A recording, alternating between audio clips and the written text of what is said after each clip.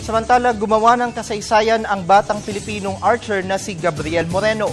Ito'y matapos niyang masungkit ang kauna-unahang Olympic gold medal sa mixed team event ng archery sa Nanjing Youth Olympic Games sa bansang China. Kilalanin natin siya sa ulat ni Kring Lacson. Matagal nang inaasam ng Pilipinas na makasungkit ng gintong medalya sa Olympics. At sa unang pagkakataon sa kasaysayan ay natupad ang pangarap nating ito dahil kay Nanjing Youth Olympic Games participant and archer na si Luis Gabriel o Gab Moreno. Nakapares ni Gab si Lee Jiaman sa finals ng mixed team archery event noong linggo kung saan napalanunan niya ang gintong medalya. At matapos ng kanyang tagumpay ay agad-agad umuwi si Gab sa Pilipinas. Ang kanyang lolo na si Herman Moreno, o mas kilala natin bilang Kuya Germs, ay masayang-masaya sa tagumpay ng kanyang apo. Gayon na rin ang tatay ni Gab na si Fred Moreno, na hindi maitago ang kanyang saya. Of course, yung proud na nag-uwi siya ng karangalan para sa ating bansa at para sa sambayanan.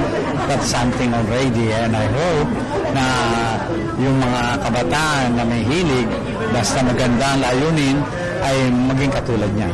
Di ko siya talaga napanood mag-compete.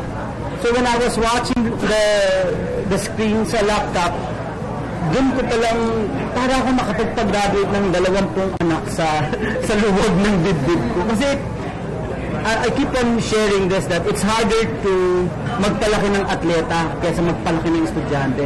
Sa kabila ng kanyang tagumpay at marka na ngayon sa ating kasaysayan, na natiling mapagkumbaba si Gab. I thought of my family because I'm doing this for them and for my country. So I'm very happy that I got the gold. Kilala natin si Gab bilang isang atleta. Pero may mga nakasusurpresang trivia na binigay si Gab tungkol sa kanyang sarili. I wanted to take culinary arts for my college degree, so I'm looking forward to that.